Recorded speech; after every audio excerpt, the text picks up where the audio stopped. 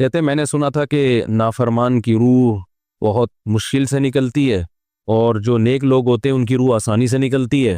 تو میں تو جب گیا یورپ میں تو میں نے بہت سے گوروں کو بڑے آرام سے مرتے ہوئے دیکھا اور بہت سے نیک لوگوں کو بڑی مشکل سے مرتے ہوئے دیکھا۔ تو یہ کیا ہے؟ تو کہہ رہے مجھے تو اسلام کے بارے میں اشکالات شروع ہو گئے۔ میں نے کہا آپ نے جن سے یہ تقریر سنی ہے نا کہ نیک لوگ کی روح آرام سے نکلتی ہے، بروں کی مشکل سے نکلتی ہے، انہوں نے آدھی بات بتائی ہے، پوری نہیں بتائی۔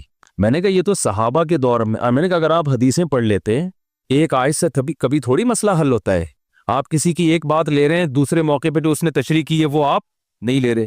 میں نے کہا معاذ اللہ، اگر کسی کی کوئی موت کی کسی کو بہت تکلیف ہو رہی ہے، یہ اس معاذ اللہ اس کے برے ہونے کی علامت ہے، تو یہ تو پھر کفر ہے۔ احادیث میں آتا ہے کہ آپ صلی اللہ علیہ وسلم کو موت کی تکلیف دوسروں سے زیادہ ہوئی ہے۔ آپ صلی اللہ علیہ وسلم فرمایا اوعکو کما یوعکو رجلان منکم، مجھے بخار میں اتنی تکلیف ہوتی ہے جتنی تم میں سے دو آدمیوں کو ہوتی ہے۔ آپ پر جب بیماری آتی تھی نا، آپ کو تکلیف دوسروں سے زیادہ ہوتی تھی۔ اور امی عائشہ رضی اللہ تعالی عنہا فرماتی ہیں کہ نبی صلی اللہ علیہ وسلم کا سر مبارک میری گود میں تھا جب آپ کی روح نکلی ہے، اور آپ کی جو میں نے موت کی تکلیف دیکھی ہے، جس شدت میں آپ جس تکلیف میں تھے، اس کے بعد مجھے کسی کی موت کی جو آسانی سے کوئی دنیا سے گیا ہو نا، اس کے مرنے پر مجھے کبھی رشک نہیں آیا۔ رشک کا کیا مطلب؟ کہ بھئی یہ اتنی آسانی سے چلا گیا تو اس کا مطلب یہ زیادہ اچھا تھا، اور معاذ اللہ آپ صلی اللہ علیہ وسلم کے اعمال کم تھے، تو یہ تو ممکن نہیں ہے نا۔ کہتے ہیں مجھے کبھی کسی پہ رش نہیں آیا کہ آرام سے مر گیا تو بہت نیک ہوگا، ٹھیک ہے نا، بہت مشکل ہے سمجھانا۔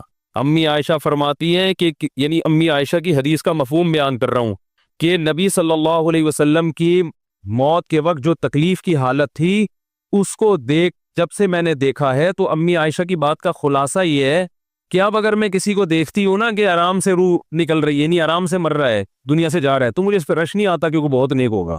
کیا مطلب؟ اس کا نیک عمل سے تعلق بولتے کیوں نہیں ہے، لیکن ہمارے ہاں سارا مدار کس پر ہے؟ مرنے کے بعد شکل کیسی ہے اس کی؟ آڑا ترشا ہو گیا تو جہنم میں جا رہا ہے اس کا مطلب۔ اور اگر مرا ہوا ہے، دانت کھلے میں، ایسا لگ رہا ہے مسکرا رہا ہے، سیدھا کہاں جا رہا ہے؟ او بھائی، اگر خدا نخواستہ کوئی لکوے کا مریض تھا، کوئی فالج کا مریض تھا، وہ تو مرے گا تو اس کا تو بیچارے کا ہوگا تھوڑا سا چہرہ بھی ٹیڑھا ہو سکتا ہے، کچھ بھی ہو سکتا ہے، نیک لوگوں کا بھی ہو سکتا ہے۔ تو مدار کس پر ہے؟ اعمال پر۔ اور نیک لوگوں کو بعض دفعہ موت کے وقت ڈبل تکلیف دی جاتی ہے۔ ایک تو اس لیے دی جاتی ہے، یا تو اس لیے کہ کوئی گناہ ان کا باقی رہ گیا ہوتا ہے۔ اللہ کیا کہتے ہیں؟ بھائی قبر میں جانے سے پہلے اس کو ہمارے پاس دھلا کے لے کے آؤ، صاف ستھرا ہو کے۔ اب ہمارے پاس آ رہا ہے تو اب ہم نہیں چاہتے کہ اس کے گناہوں کی گٹری ہو، اس کو پاک صاف کر کے لے۔ میں نے بڑے بڑے بزرگ دیکھے جن کو آخری وقت میں بہت مصیبت میں گزری ان کی، یعنی زندگی کے آخری ایام، بیٹیوں کی ٹینشن، کسی بیٹی کو طلاق ہو گئی، وہ گھر آ گئی، کوئی اور مسئلہ ہو گیا، تو بڑی ٹینشن میں آخری وقت، لیکن وہ زبان سے کیا کہتے تھے؟ شکر۔ کیا شاید اللہ تعالیٰ ہمارے گناہوں کو معاف کرنا چاہتا۔ اولاد کی حدیث میں آتا ہے کہ انسان کو اس کی گھر والی کی طرف سے، اس کی اولاد کی طرف سے، اس کے جسم کی طرف سے تکلیفیں پہنچتی رہتی ہیں اور اس کے گناہ معاف ہوتے رہتے ہیں، حتی لقی اللہ طاہرا مطہرا، جب اللہ کے پاس آتا ہے نیٹ کلین، بالکل گناہوں سے پاک صاف ہو گیا۔ لیکن یہ تکلیف ہوتی ہے جس میں صبر کی توفیق بھی ملتی ہے، کیونکہ اللہ دے رہا ہے نا تکلیف، اور اللہ سزا کے طور پہ نہیں بلکہ کفارے کے طور پہ، تاکہ ہمارے پاس آئے تو صاف ستھرا ہو گئے۔ تو اس تکلیف میں پھر صبر کی توفیق، اس لیے علماء کہتے ہیں جس تکلیف میں صبر کی توفیق مل رہی ہے، سمجھ لو یہ رحمت ہے۔ یہ کیا ہے؟ رحمت ہے۔ یہ اللہ آپ کو بنانا چاہ رہا ہے کچھ۔ اب لوگ کہتے ہیں یہ والی تکلیف کیوں، وہ والی کیوں نہیں آئی، یہ تو بہت زیادہ ہو گئی۔ تو بھئی اللہ سے کوئی نہیں لڑ سکتا، وہ جو دے رہا ہے وہ اس پہ صبر کرو۔ اسی کو کہتے ہیں تقدیر پر رضا، کہ جو اللہ نے مقدر کیا ہے اب اس پہ کیا ہے؟ کوشش کریں گے، اللہ سے عافیت مانگے، اے اللہ ہمیں تکلیفیں نہیں چاہیے، ہم تو ویسے ہی کمزور ہیں، ایسا نہ ہو تکلیف میں اور ہی نافرمانی پہ نہ آ جائے، ہمیں تو خوشیوں بھری زندگی چاہیے، اور اللہ ان خوشیوں میں شکر کی توفیق دے کے گناہ معاف کر دے، ٹھیک ہے نا۔ جیسے لوگ حکیم کے پاس جاتے ہیں، حکیم صاحب کے پاس دو طریقے ہوتے ہیں علاج کے۔ ایک طریقہ تو یہ کہ بھائی یہ کڑوی گولی ہے، 2-3 کھاؤ گے فٹ فاٹ ہو جاؤ گے، اس میں یہ بھی پرہیز، یہ بھی پرہیز، یہ بھی پرہیز۔ اور ایک طریقہ ہوتا ہے بھائی دودھ جلیبی کھاؤ، علاج لمبا ہو جائے گا، لیکن وہ دوا میں کیا ہے؟ دودھ جلیبی۔ تو آپ کہتے ہو بھائی یہ دودھ جلیبی والا مجھے دے دو، ٹھیک ہے لمبا علاج کروا لوں گا، فائدہ دیر سے ہوگا، لیکن میں یہ کریلے کا جوس نہیں پی سکتا۔ تو ہم نالائق لوگ ہیں، شکر سے بھی انسان کے ترقی ہوتی ہے، تو اللہ سے یہ مانگنا چاہیے اللہ ہمیں نعمتیں دے، تکلیفوں سے بچا، اور شکر کی توفیق دے تاکہ ہمارے درجات بلند ہو۔ تو شکر کے بھی تو بڑے فضائل ہیں نا۔ تو مانگنے تو کیونکہ عبدیت اور غلامی کا تقاضا یہ ہے کہ اللہ سے عافیت مانگی جائے، لیکن اللہ تکلیف دے دے تو اس پہ صبر۔ تو ہمارے نبی صلی اللہ علیہ وسلم کو ہاں یا تو اس لیے تکلیف ہوتی ہے گناہ معاف، یا اس لیے کہ درجات بلند۔ اللہ چاہتا ہے کہ بھئی یہ دنیا آزمائش کی جگہ ہے، جب آخرت میں آنا تو اتنا تجھے نوازوں۔ تو ہمارے نبی صلی اللہ علیہ وسلم جنت میں آخرت میں سب سے اعلیٰ مقام کس کا ہوگا؟ سید الانبیاء محمد صلی اللہ علیہ وسلم، حضرت آدم سے بھی زیادہ، نوح علیہ السلام سے بھی زیادہ۔ تو اللہ نے فرمایا کہ آپ کو پروٹوکول دینے کے لیے آخری جو اب آپ کا آخرت کا سفر ہے نا، اس میں مادی تکلیف آپ کو دوسروں سے زیادہ دی جائے گی۔ یہی وجہ ہے کہ حضرت فاطمہ رضی اللہ تعالی عنہ آپ کی چہیتی بیٹی، جب انہوں نے آپ صلی اللہ علیہ وسلم کی اس تکلیف کو دیکھا نا، جو موت کے وقت تکلیف تھی اور جو بخار کی شدت تھی، واہ کرب ابتا، فرماتی تھی ہائے میرے والد کا کرب، بہت زیادہ غمزدہ ہو گئی ان کو دیکھ کر کس قدر تکلیف میں ہے۔ تو آپ صلی اللہ علیہ وسلم نے فرمایا لا کرب علی ابیک بعد اليوم، کیسے تسلی کے جملے۔ اپنی بیٹی سے فرمایا ہے فاطمہ تیرے باپ پر آج کے بعد کوئی تکلیف، بولو لا کرب علی ابیک بعد اليوم، اس میں بھی آپ صبر کا پہلو تلاش کر رہے ہیں، شکر کا، بس یہ اللہ کی طرف سے آخری ہے۔ آج کے بعد اے میری بیٹی تیرے باپ پر کوئی تکلیف نہیں، اپنی بیٹی کو بھی تسلی دے رہے ہیں کہ غم ہلکا کر، بس یہ اللہ کی طرف سے آخری ہے، آج کے بعد کوئی تکلیف نہیں ہوگی۔ تو ہمارے ہاں وہ بیچارہ تکلیف سے جا رہا ہے، تو یار دیکھا آ گیا نا سامنے، لگے یہ دیکھا، ہم تو کہتے تھے بندہ ہی 2 نمبر ہے، اب آ گیا نا تو دیکھو کیسے مر رہا ہے۔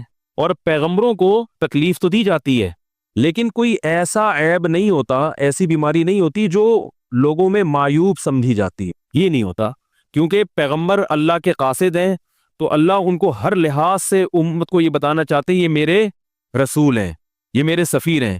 تو کوئی بھی ایسی چیز جس کی وجہ سے لوگوں کو ان سے نفرت ہو، یا طبعی نفرت جو انسان کے اختیار میں نہیں ہوتی، تو اللہ ایسی بیماری اور ایسی تکلیف سے بچاتے ہیں ان کو۔ سمجھ میں آ رہی ہے بات؟ لیکن امتی کو ایسی تکلیف ہو سکتی ہے۔ یہ جو ختم نبوت کے علماء کہتے ہیں نا مرزا غلام احمد بیت الخلاء میں گر کے مر گیا، تو بعض لوگ کہتے ہیں وہ تو بیت الخلاء میں تو فلاں بزرگ کا بھی انتقال ہوا تھا، فلاں کا بھی بزرگ کا ہو سکتا ہے، پیغمبر کا بیت الخلاء میں انتقال بولو نہیں ہو سکتا، کیونکہ پیغمبر کو اللہ ایسے عیب سے بچاتے ہیں جو انسانوں میں عیب سمجھے جاتے ہیں۔ تو پیغمبر کو ایسی بیماری نہیں ہوتی، جیسے اچھوت کی بیماری ہے کہ کوئی ہاتھ نہیں لگا سکتا اس کو، ایسی بیماری پیغمبروں کو نہیں ہوتی۔ کوڑ کی بیماری پیغمبروں کو نہیں ہوتی، کیونکہ ایسی بیماری جس سے لوگ گھن کھاتے ہیں، ایسی نہیں، لیکن امتی کو ہو سکتی ہے، امتی کو ایسی بیماری ہو سکتی ہے، اللہ اس کے درجات کیا کرے گا؟ بلند کرے گا اس سے۔ مجھے ایک واقعہ کسی نے سنایا کہ ایک ہندو تھا، اس کو کوڑ کی بیماری تھی، کوڑ نہیں ہوتا گوشت گلنا شروع ہو جاتا ہے، تو یہ بیماری پھیلتی ہے، تو اس کے رشتہ داروں نے بالکل الگ کر دیا اس کو، وہیں سے کھانا پھینکتے ایسے کر کے، کہیں تبلیغی جماعت گئی، ان کو پتہ چلا، وہ بیٹھ گئے اس کے پاس جا کے، اس کو کھلا بھی رہے ہیں پلا بھی رہے ہیں، تو وہ بڑا متاثر ہوا، یار سب نے چھوڑ دیا اور مسلمان ہو گئے، تبلیغ والے تو اکرام کا کوئی موقع الحمدللہ چھوڑتے نہیں ہیں، تو وہ مسلمان ہو گیا اور پھر اس کا انتقال ہو گیا تھوڑے دنوں میں۔ اب دیکھو اللہ نے جو اس کو کوڑ کی بیماری میں ڈالا، یہ بیماری اس کے لیے رحمت بن گئی کہ نہیں بن گئی؟ تو کفر کی حالت میں کوئی اچھا کام کیا ہوگا اس نے، اس کے بدلے میں اللہ نے اس کو کیا دے دیا؟ کوڑ کی بیماری۔ اب دنیا کہے گی یار عام کافر جو اچھے کام نہیں کرتے وہ تو فٹ فاٹ گھوم رہے ہیں، اور یہ تھوڑا بہت خیال کرتا تھا، اس کو اللہ نے کیا دے دیا؟ بھائی اس کو دیا اس لیے کہ اللہ کو پتا ہے کہ جی کوڑ میں ہوگا تو تبلیغ والے آئیں گے، اس کی آؤ بھگت کریں گے، اور یہ کیا ہو جائے گا؟ اسلام میں داخل ہو جائے۔ تو اللہ کے کام ہے، یہ اللہ ہی بہتر جانتا ہے۔ تو بعض دفعہ اللہ تکلیف میں ڈالتے ہیں تاکہ آپ کے گناہ دھل جائیں۔ تو اس لیے موت کی جو تکلیف ہے نا، اچھا، اور عین ممکن ہے کوئی بہت بڑا بدماش ہو، بڑے آرام سے مر جائے، اور مرنے کے بعد ایسی خوبصورت اسکن ہو جائے اس کی، کیونکہ اسکن کی اچھے یا برے ہونے کا تعلق موسم سے ہے، جینے، ٹھیک ہے نا؟ جس کو برین ہیمریج ہوتا ہے تو چہرہ خراب ہوتا ہے، چاہے وہ نمازی ہو۔ میں نے ایسے پکے نمازیوں کو جن کی نماز کی حالت میں ڈیتھ ہوئی ہے، ان کو دیکھا موت کے بعد ان کا چہرہ کالا ہو گیا۔ یہ بری بات نہیں تھی، یہ کالا اس لیے ہو گیا کہ برین ہیمریج ہوا، رگ پھٹی ہے تو بلیڈنگ ہونا، اور ہارٹ اٹیک بھی ہوا پھر ان کو، تو ڈاکٹر کہہ رہے تھے ان کو جلدی دفناؤ کیونکہ یہ بہت جلدی ان کا جسم خراب ہو جائے گا۔ حالانکہ پھر میں نے خواب میں ان کو جنت میں بھی دیکھا صحیح ہے نا؟